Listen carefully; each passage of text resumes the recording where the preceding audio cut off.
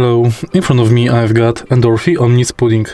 In this video I'll show you how to manage your keyboard illumination.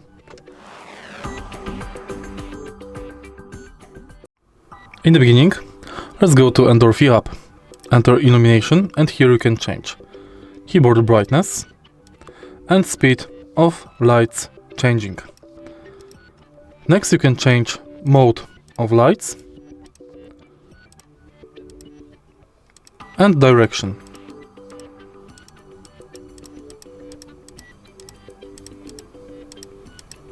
In the end, you can manually adjust colors of the keyboard.